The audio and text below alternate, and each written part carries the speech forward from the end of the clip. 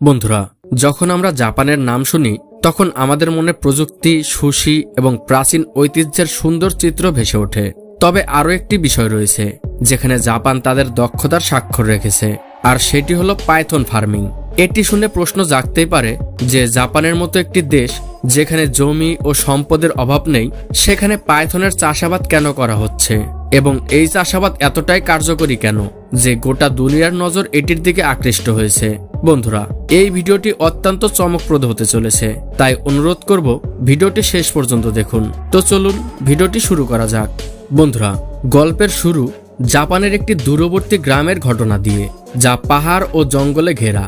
এই গ্রামটি তার সৌন্দর্যের জন্য ততটা বিখ্যাত ছিল না যতটা বিখ্যাত ছিল একটি ভয়ানক বাস্তবতার জন্য। প্রতি বছর অসংখ্য মানুষ এখানে একটি বিশেষ কারণে প্রাণ হারাতেন, সেটি হলো ভয়ঙ্কর ও বিষাক্ত পাইথনের কামড়ে। এই সাপগুলো এত বেশি সংখ্যায় ছিল যে গ্রামবাসীরা ভয়ে রাতে ঠিকমতো ঘুমাতেও পারতেন না।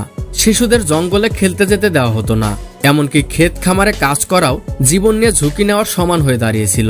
গ্রামবাসীরা অনেকবার চেষ্টা করেছিলেন এই সাপগুলোর ওপর নিয়ন্ত্রণ আনতে, কিন্তু প্রতিবারই তারা ব্যর্থ হন। পরিস্থিতি এতটাই ভয়াবহ হয়ে উঠেছিল যে সরকারকে হস্তক্ষেপ করতে হয়। একদিন সরকার সিদ্ধান্ত নেয় এই সাপগুলোকে নিয়ন্ত্রণে আনতে একটি বড় অভিযান পরিচালনা করা হবে। বিশেষজ্ঞদের ডাকা হয়, আধুনিক প্রযুক্তি ব্যবহার করা হয় এবং গ্রামের প্রতিটি কোণ থেকে পাইথনগুলোকে ধরে ফেলা হয়। কিন্তু বন্ধুরা, যখন হাজার হাজার সাপ ধরা হলো তখন একটি নতুন প্রশ্ন সামনে এলো। এই সাপগুলোর কি করা হবে? এগুলো মেরে ফেলা হয়তো একটি সমাধান হতে পারত, কিন্তু গ্রামের একজন ব্যক্তি ভিন্ন কিছু ভাবলেন। এই ব্যক্তি, যিনি গ্রামের একজন সাধারণ কৃষক ছিলেন, কিন্তু তার বুদ্ধিমত্তা ছিল অসাধারণ। তিনি গবেষণা করে জানতে পারেন যে পাইথনের চামড়া বিশ্বব্যাপী ফ্যাশন ইন্ডাস্ট্রির জন্য অত্যন্ত মূল্যবান সম্পদ। বিখ্যাত ব্র্যান্ড যেমন গুচি এবং লুই ভুইটনের মতো সংস্থাগুলো পাইথনের চামড়া দিয়ে ব্যাগ ও জুতা তৈরি করে, যার দাম লক্ষ লক্ষ ডলার পর্যন্ত হতে পারে। এই ব্যক্তি গ্রামের মানুষদের বোঝালেন যে সাপগুলোকে মেরে ফেলা নয়, বরং তাদের পালন করা উচিত। তিনি ব্যাখ্যা করলেন যে সাপগুলোর সঠিকভাবে যত্ন নেওয়া হলে তাদের চামড়া বিক্রি করে গ্রামবাসীদের ভাগ্য বদলে দেওয়া সম্ভব। এটি ছিল একটি বিপ্লবী ধারণা।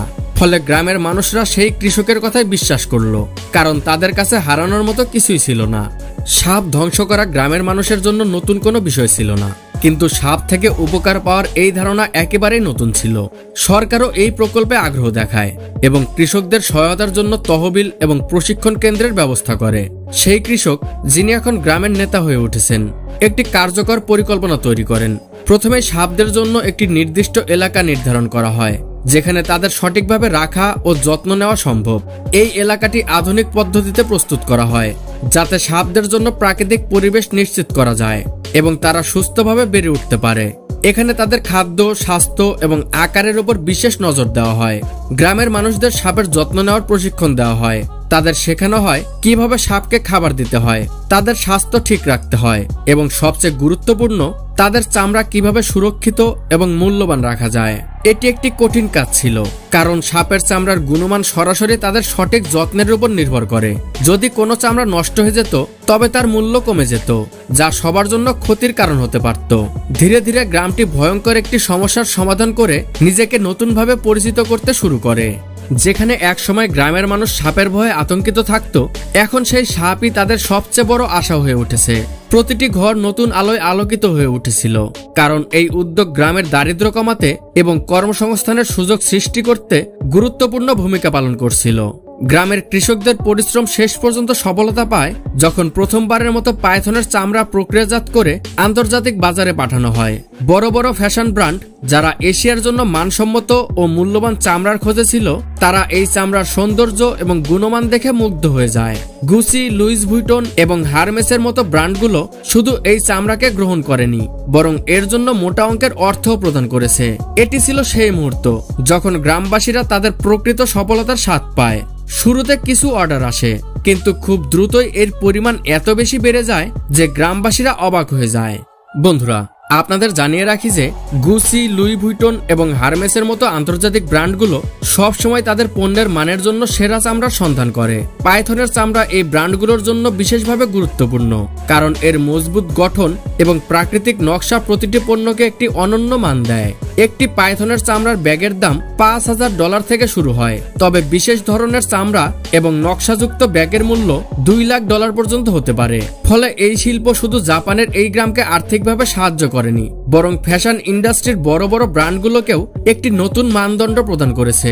এখন বিশ্বের বিভিন্ন ফ্যাশন হাউস জাপানি পাইথনের চামড়া ছাড়া তাদের প্রোডাক্ট লাইন সম্পূর্ণ বলে মনে করে না, আর জাপানের এই গ্রামের প্রতিটি বাড়িতে পাইথন পালন একটি সাধারণ বিষয় হয়ে দাঁড়িয়েছে। বন্ধুরা, গ্রামের মানুষের জন্য পাইথনের চাষাবাদ কেবল চামড়া সংগ্রহে সীমাবদ্ধ থাকেনি। সময়ের সঙ্গে সঙ্গে অভিজ্ঞতা বাড়ার পর তারা বুঝতে পারে যে এই সাপ তাদের শারীরিক বৈশিষ্ট্যের জন্য আরো বিভিন্ন কাজে ব্যবহার করা যেতে পারে। ফলে চামড়া সংগ্রহের পর পাইথনের মাংস নষ্ট না করে এটিকে নতুন একটি সম্ভাবনার উৎস হিসেবে দেখা হয়। বিশ্বের অনেক অঞ্চলে, বিশেষ করে পূর্ব এশিয়া এবং আফ্রিকার দেশগুলোতে পাইথনের মাংস একটি বিশেষ খাবার হিসেবে বেশ জনপ্রিয়। গ্রামের লোকেরা আধুনিক পদ্ধতিতে এই মাংস সংরক্ষণ করতে শিখে এটিকে অন্যান্য বাজারে রপ্তানি করতে শুরু করে, যেখানে এটি ভালো দামে বিক্রি হয়। এছাড়াও পাইথনের চর্বিকে মূল্যবান একটি সম্পদ হিসেবে বিবেচনা করা হয়। এই চর্বি থেকে তৈরি তেল ত্বকের যত্নের জন্য ব্যবহার করা হয় এবং এটি বিভিন্ন প্রসাধনী কোম্পানিতে বিক্রি করা শুরু হয়। এই তেল বিশেষ করে ত্বক মসৃণ রাখতে এবং ছোটখাটো ক্ষত সারাতে বিখ্যাত।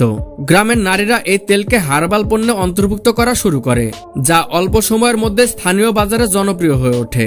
বন্ধুরা, সাপের দাঁত, নখ এবং অন্যান্য হাড়ও গ্রামের মানুষের আয়ের একটি মাধ্যম হয়ে উঠেছে।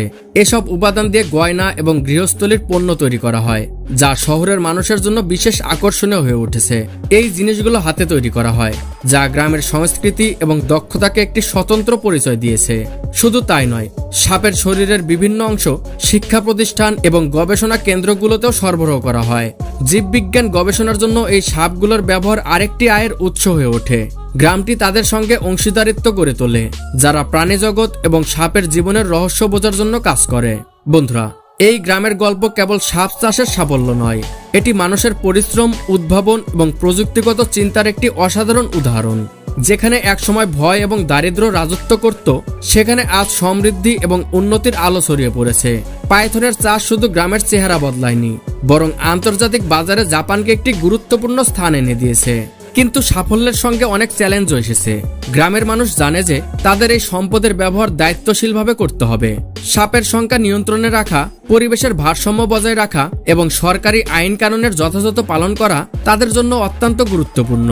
গ্রামবাসীরা এই চ্যালেঞ্জের মোকাবেলা করতে আধুনিক পদ্ধতি গ্রহণ করতে শুরু করেছে, যাতে তাদের এই উদ্যোগ কেবল টিকে থাকে না, বরং ভবিষ্যতের জন্য একটি দৃষ্টান্ত স্থাপন করে। এই গল্প আমাদের শেখায় যে মানুষ যদি বুদ্ধি, পরিশ্রম এবং দৃঢ় সংকল্প নিয়ে কোনো সমস্যার দিকে তাকায়, তাহলে সেখানে একটি সুযোগ লুকিয়ে থাকে। গ্রামের মানুষ তাদের ভয়কে আশায় রূপান্তর করেছে এবং প্রমাণ করেছে যে চ্যালেঞ্জের মোকাবেলা কেবল সাহসের মাধ্যমে সম্ভব। তো বন্ধুরা, এই ছিল আমাদের আজকের ভিডিও। যদি এই ভিডিওটি আপনাদের ভালো লেগে থাকে, তবে অবশ্যই ভিডিওটি লাইক করুন এবং আমাদের চ্যানেলটি সাবস্ক্রাইব করুন, কারণ আমরা এখনো অনেক আকর্ষণীয় বিষয়ে ভিডিও তৈরি করতে চাই, আর এই জন্য আপনাদের সাপোর্ট খুবই গুরুত্বপূর্ণ। আপনার কোনো মতামত থাকলে নিচে কমেন্ট করে জানান। নিজের খেয়াল রাখুন। দেখা হবে পরবর্তী ভিডিওতে।